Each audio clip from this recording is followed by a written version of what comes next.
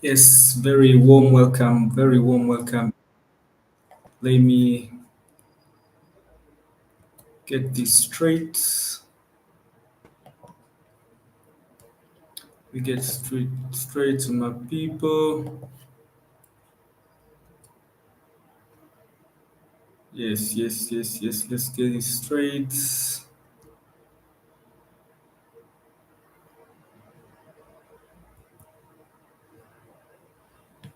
Okay. Thank you, thank you, thank you, thank you, my people.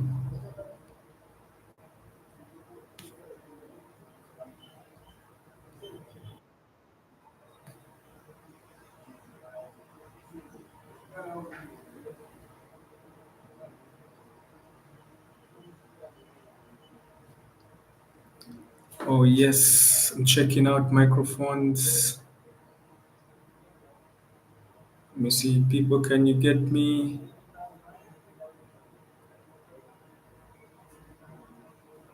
Yes, my people, my people.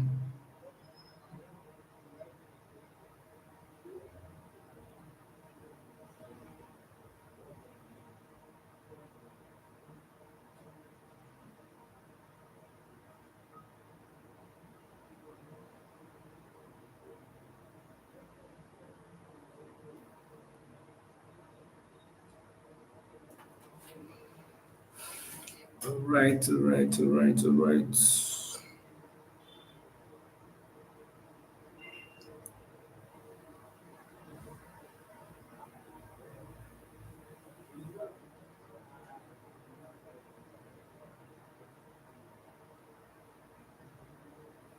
Okay.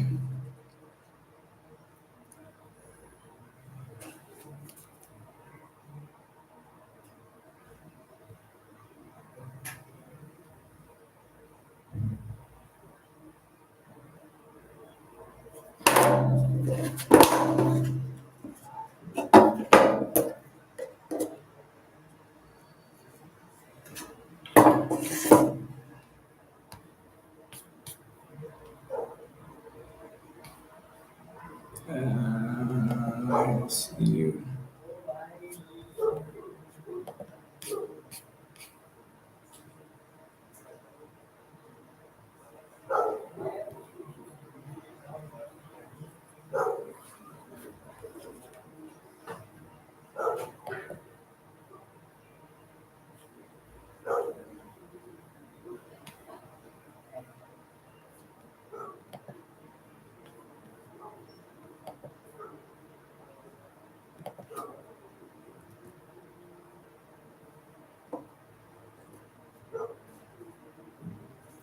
I'm trying to get this right. Ladies and gentlemen, let's see how this works. I'm trying to get it right so that my team can be able to get on it, get on it, get on it, get on it. Okay, let me see.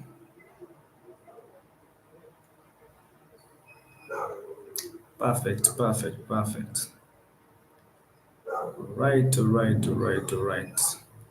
Perfect, perfect, perfect. Right, right, right, right. Perfect, perfect, perfect.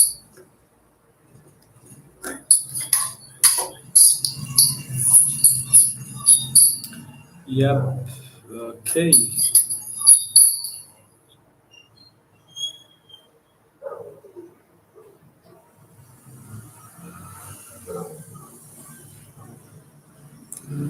Oh, yes. Very, very warm welcome to my people here.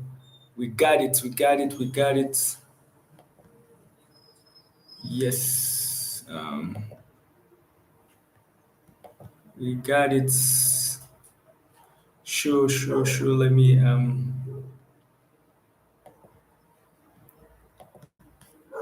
okay.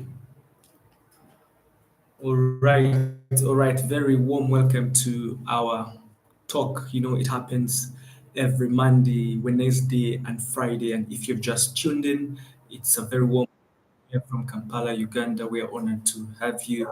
And feel free to invite those people that you think you want to grow with, you want to learn with, you want to put in your like mind group, because here at Mind Heritage Mentorship Program, we know that learners learn, but if you don't have somebody to be accountable to, then you lose out the mark, or you lose out the growth, because often in time we're human beings, and we need somebody to jump in and be accountable, somebody to let us know, to tell us this is good or this is bad. And this is what we do here at the Mind Heritage. We know that our mentorship program brings across people from different areas, and it's out of that that we are able to work in tandemly together, so that we can harness a very good relationship, and not only a relationship, but for us to be able to grow and make this world a better place than it was, or than how we found it. So as I wait for two or three people to join in, today we are having a very interesting conversation. It will be about how I personally became a very full-time employee of my phone.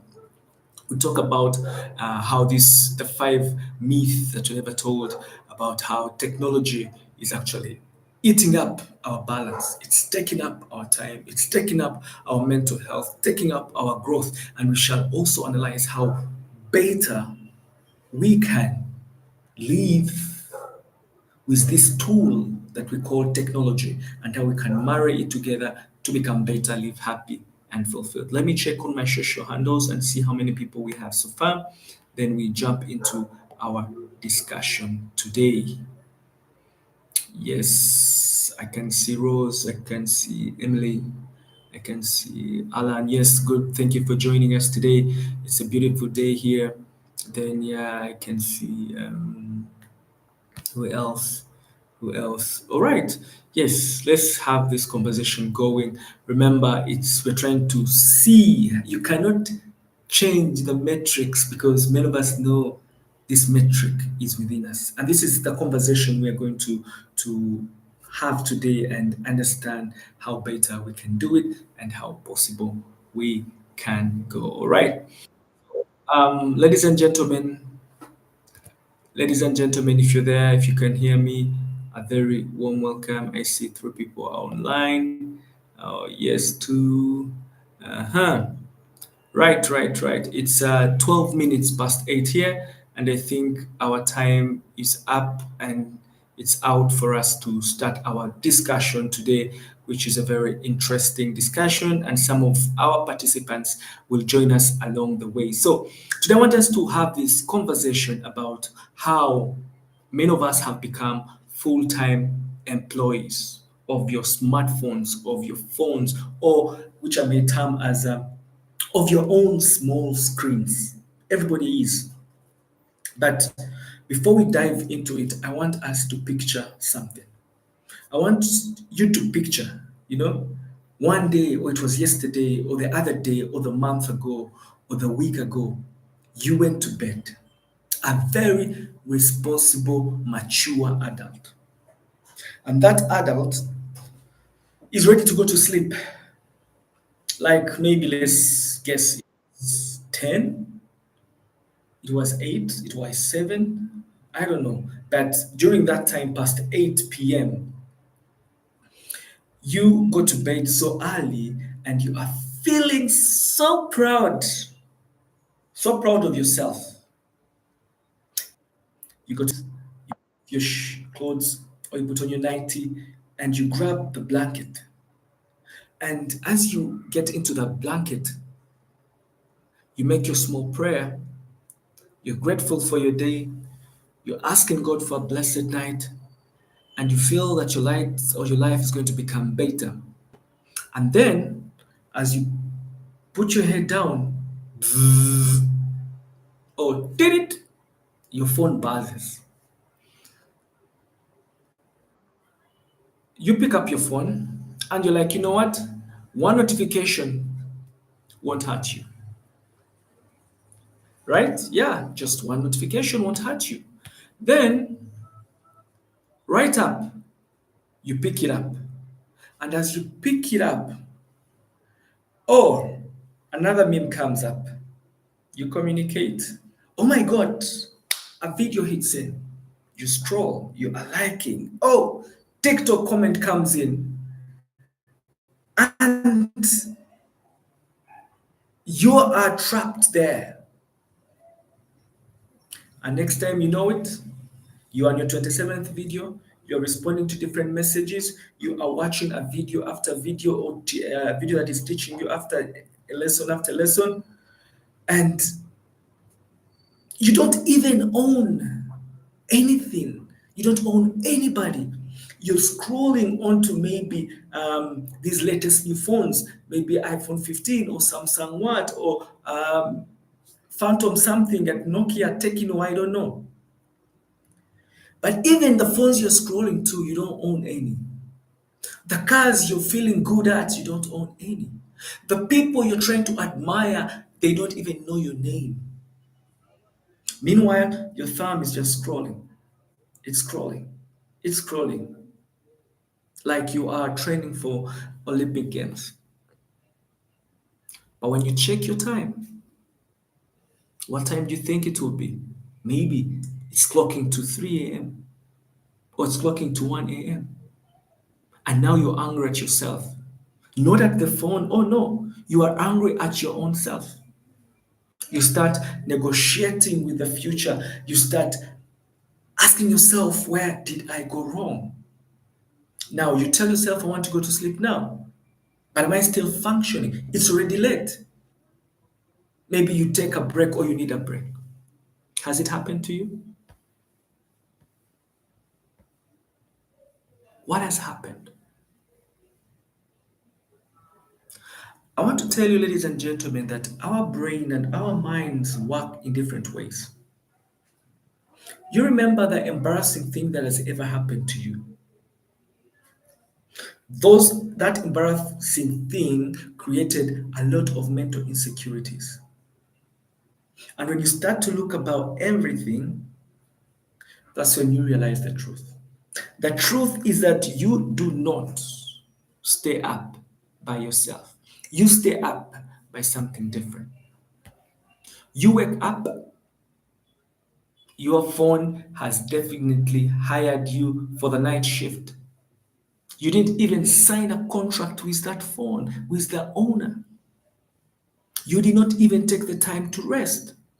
You were working, not free, but working for who? Unpaid labor for the algorithm. And that's the craziest part. And tomorrow, many of us will wake up and go to work again. But the question I want us to understand today is, how can you escape the matrix when you don't know you are in the matrix? How do you escape the matrix when you do not know that you are in the matrix? There are 5 principles that I want us to share tonight. These principles will show how you are trapped in the matrix, and they will help you to reprogram you so that you're able to do better. So, the first principle we have to understand, because you cannot escape out of the matrix when you do not know you are in the matrix. And this is what we were watching today, the social dilemma, and it gave me this whole insights that we should get this conversation going. The other day I was in Fort Portal, we were having a training for the youth leaders in Fort Portal, women, youth leaders and counselors. And many of them were asking, how can we make these technologies work for us other than us working for them? How can we get out of the matrix? And I want to tell you today, you only get out in the matrix by first knowing that you are in the matrix. The first principle is that you need to know that me and you are the invisible puppets. Puppets of what? Of the algorithm. Because the algorithm is manipulating each and every one of us every single day. Imagine, just imagine, you have this puppet that is following you. It's tagging how you feel, it's tagging how you think, it tags when you laugh, it tags when you cry. It's like a string. Every time you yawn, every time you get bored, every time you feel lonely, the puppet is tagging you. And you know what the puppet is? It's what we term the algorithm. because the algorithm studies every step you make, it studies every scroll you make, it studies every like you make, it studies every button you press. And to know what makes you excited, what makes you angry, what is attracted to you. So it's more or less trying to feed you more and more of you being attracted to the things you think you're attracted to. And that creates that loop of attention. It's the attention it grabs, and the attention comes with grabbing you from either a service or a product. It's grabbing you from either your dopamine, your feel good, it's dropping you from the things that you're lonely of, or the lonely. Now, it gets your attention, and in that process, it's not you. You're being paid for something you are not. Like you spend the whole night scrolling, and as you scroll, boom, what happens? So we are saying that we need to now jump into and understand how this trap works. I've said they study us, they get to know us, they get to understand us. Now, we have statistics that show we are more attracted to our small screens. And many of us think that we are choosing what we see. No, it's not you choosing what you see. Because often in time, what you see is what is choosing you. Think about it. You start scrolling, maybe you've been scrolling music, and all of a sudden everything that comes, it's aligned to music. It is not you making the choice. It is the algorithm that is making the choice because they have created a trap or a trend because human beings leave clues. So they've created that trend to get to know what you are doing. The second principle we need to understand is the candy machine. This we normally call it the candy machine that never gets full. And this gives you endless dopamine, and this is what social media is doing. It is giving you endless dopamine every single time. It's that machine in your room, it's that machine in your palms, it's that machine tapped on the wall, it's that machine in the small screens in your car. They are sweet, they're exciting, they are addictive. And all of a sudden, we can't do without them. Because they know you. You are trapped in them. So you think you're making the choice, yet the choice is the one making you. Think about this. You post something. As you post something, you want to share it, or something comes in, you want to connect. It triggers dopamine. The brain is rewired. Chemicals grow or are ignited. And the more dopamine you get, the more you crave. The more dopamine you get, the more you crave. Because statistically, we know 70% of the teens have this feel good. They are left out because they posted something on their social handles. And this pushes your brain to rewire yourself, pushes you to chase after likes, pushes you to chase after notifications, pushes you to chase after comments that are coming through. And whenever you are chasing, you are no longer in control. There is something that is pushing you. And this can be more or less like friendship, like hobbies, the things you like to do, the things you're interested in. And this is what they have captured. The third principle is the mirror that lies. And this comes to our physiology, social media comparison, body distortion. It's like more or less when you place a mirror that only shows you want something. It shows that when you look at the mirror, when you look at yourself in the mirror does not show your inequalities. It shows who you are. But for you, you compare yourself based on what social media has told you. When you watch that documentary, the social dilemma, this girl posted, and people said, that is cute, oh, it looks nice, until one comment came in where somebody said, hey, you have big ears, and posted an elephant. And this girl got depressed. Remember, there were positive comments that were coming in, but all of a sudden, she became depressed over one comment. And this is what many of us are. To an extent that now she started doubting her own ears and she covered them up. So, whom are you listening to? Is it what is outside of you or what you see? So many of us, social media has given us the highest reel of others, how they perceive of us. So we tend to start to compare ourselves with others, losing sight of who we are. Today we know social media, an average human being uses 5 to 4 hours daily, trapped on scrolling. And statistically, we are told that girls who spend 3 hours on social media over time are likely to develop anxiety about their own appearances. And this is what was going on with this lady.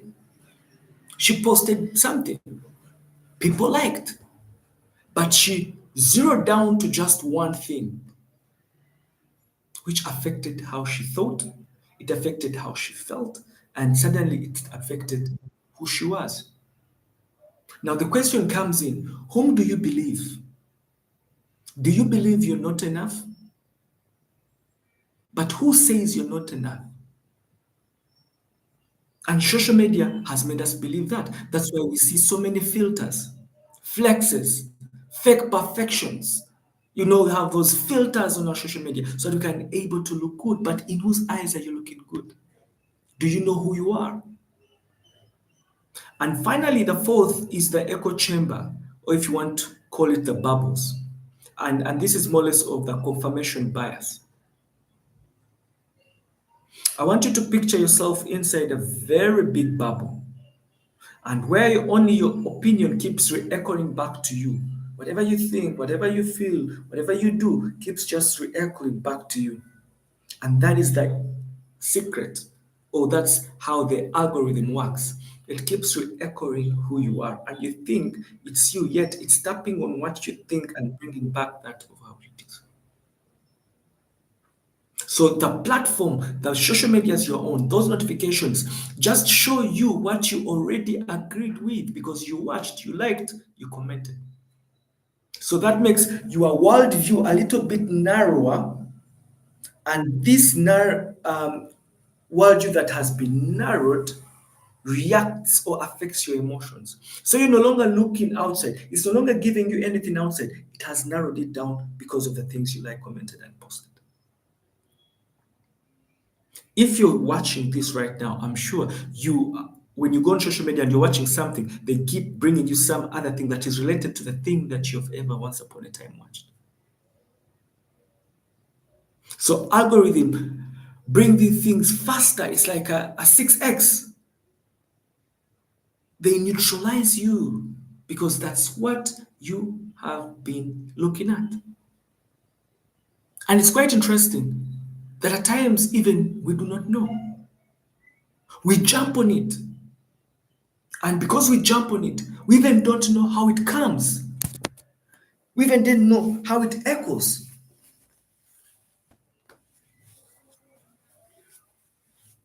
At times we are there and we think we are in charge. No, you are not in charge. Something else is in charge because you leave clues, and those clues, it's what they use. And once they use it, then they help to program you to think that you're actually making the choice, yet the choice is making you. And you find that in the long run, your beliefs, your culture, your thoughts, your ideas are in repetition because that's what keeps coming. And because that's what keeps coming, that's what you keep watching, because that's what you keep watching, that's what you keep liking, because that's what you keep liking, that's what you keep commenting, or you become a product of habits. You're in a loop. So your feed becomes your teacher, other than you being the teacher. Now you've understood because you can change the matrix if you don't know the matrix.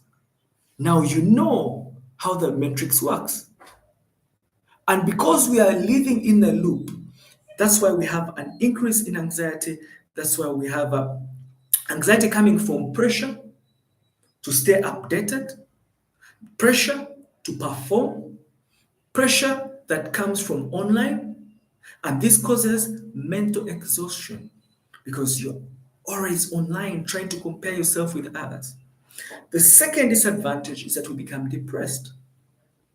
We have this high social media comparison, which is linked to high rates of depression amongst the youth, amongst the teens. You're trying to change who you are, you're trying to admire somebody, you're trying to compare yourself, losing sight of who you are. The third is reduction in self worth, self esteem, and self confidence. Why? Because you are looking for affirmations and confirmation and validations online, which affects your personal values, your personal moral, your personal in-worth. Because you are not looking at yourself, but you want another person to give you validation. You want somebody else to tell you how, you know what, you're looking good. The fourth effect is that there is what we call attention damaging. If you know what attention damaging means, it simply means constant switching between apps. You're on TikTok, you go on Instagram, from Instagram, you go on Facebook, from Facebook, you go on WhatsApp, from WhatsApp, you go on X, from X, you go on Instagram. You constantly push now. You can't have attention on one thing. And this weakens your attention span, which weakens your memory in the long term because the brain cannot hold anymore. You're ever running from one app to another. And because you're ever running, it doesn't retain anything. And because you don't retain anything, your memory is very low. And the last effect is isolation. We have seen this happening in restaurants. You go in a restaurant, you see a family seated, everybody is on their phones. You enter bus, you enter the times when we used to sit and talk and have conversations are no longer there. People are having conversations with people that are outside, that even with people who do not know them, losing sight of the people that are just seated close to them, their family members, their friends, their fellow learners. So we tend to isolate ourselves to be on that small screen. We think we are connected digitally, yet the more we think we are connected, the more lonely we are. And because people always report these feelings of being lonely because they're trying to talk to somebody who's not close to them. They're trying to talk to somebody they do not know. They're trying to talk to somebody who's far away. So, what can we do? Now we know the metrics, we know the effects. What are some of the things we can do to avoid this social media dilemma? What are things we can do to avoid being employed on apps that we are not paid for? What can we do to regain balance, to regain our stability, so that we can be able to control them, not them controlling us? The first thing you need to do is to take back your time. We are credited with 24 hours each day. How you use your 24 hours is directly proportional to how you own it and take it back and master it. Now, social media or the screens have come to take away that. You spend more times, 5 to 6 hours each and every day on your small screens. So you're becoming a partaker than becoming a controller or an observer. So how you control that is to take back your time. Set no phone time, no phone hour, no phone moments. For example, in the social dilemma, they see a family that was told, or the mother came in and told the family members that when we are on having our dinner, nobody's supposed to bring the phone on the table. Until one girl was so obsessed with it, had even to go and pick and break and pick and take her phone. But get to know, don't take the phone in your bedroom. Don't take your phone in your reading rooms. Don't take your phone on the dining table. Get a time to say, this is a no time for media or for my phone. What are you doing? You're regaining back your time. Because when that time comes, you don't hold it, you don't own it anymore.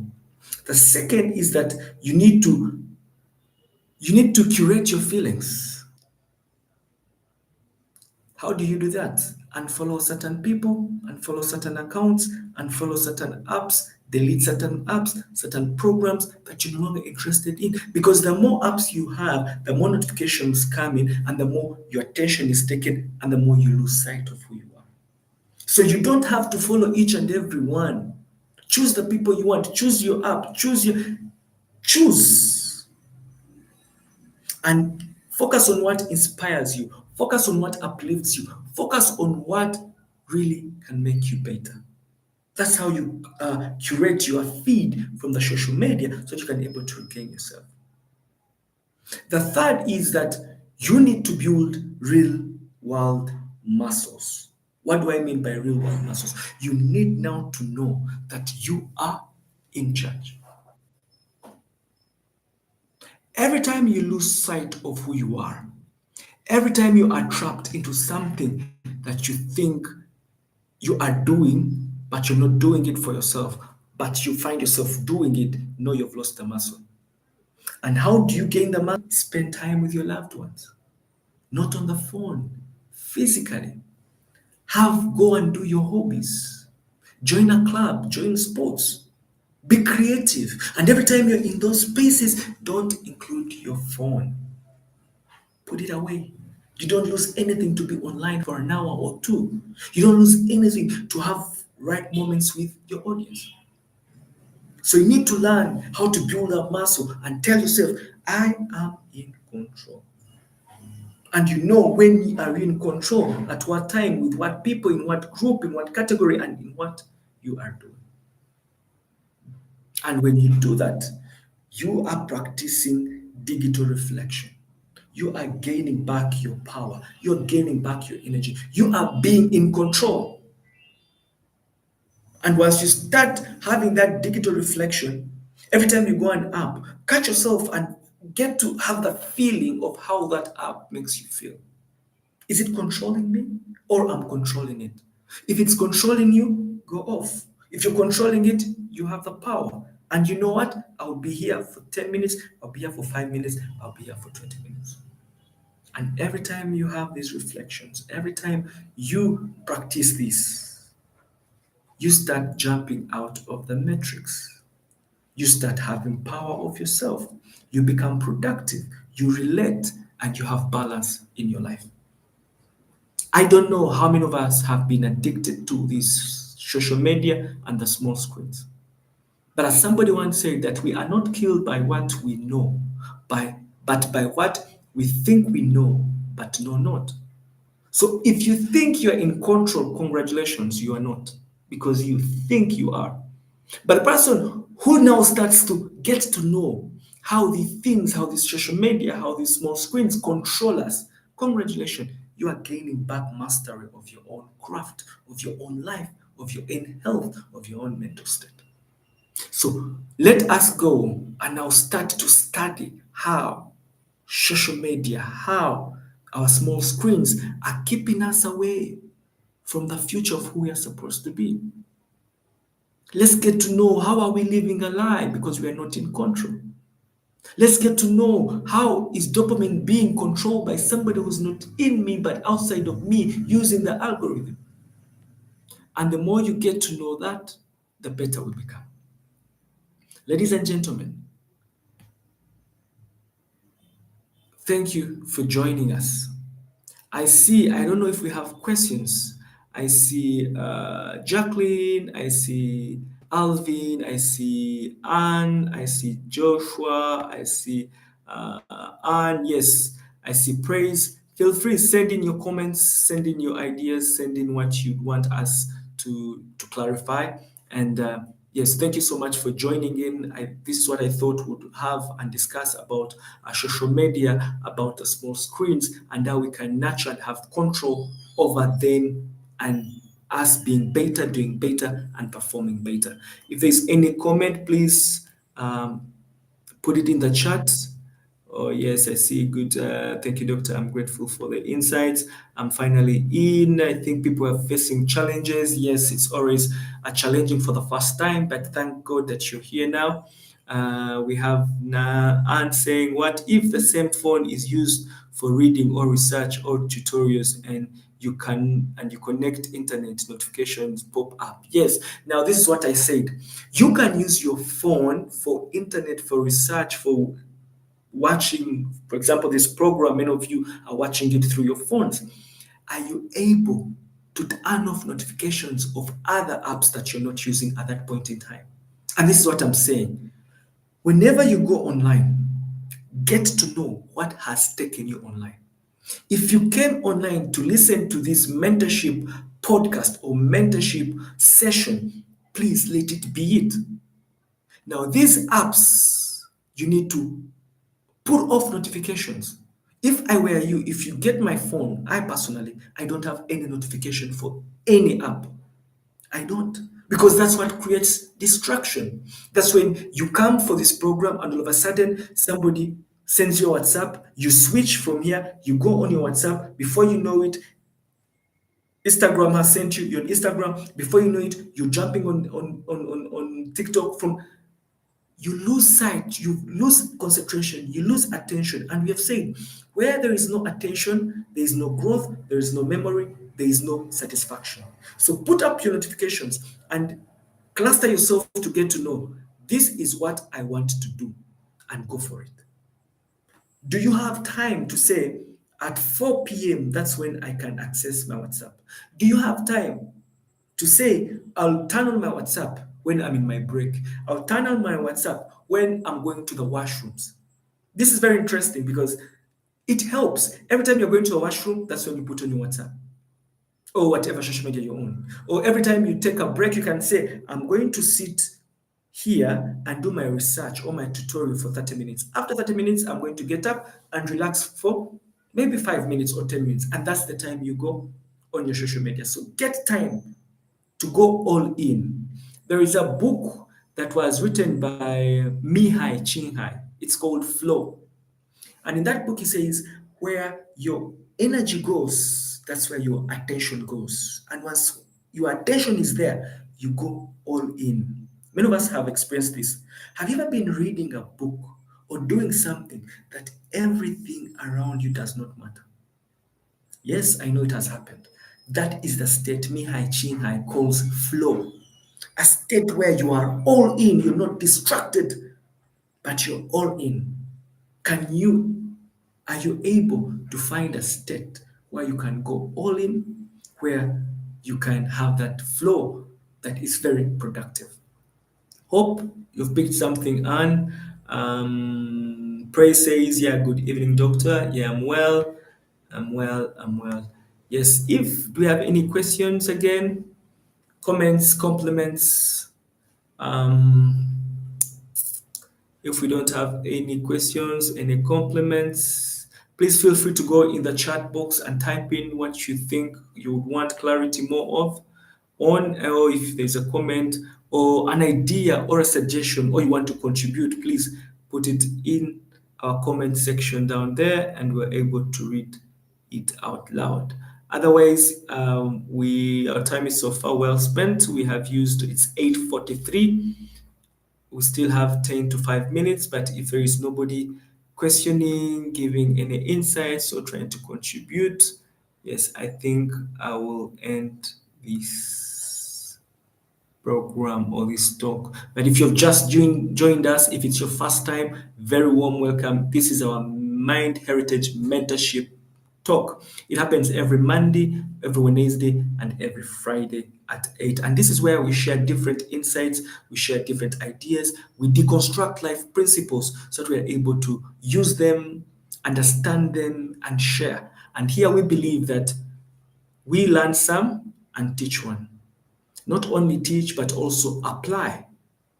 Let's go out and apply these things so that we can do better, feel better, and also help other people out there. Feel free to share, feel free to comment.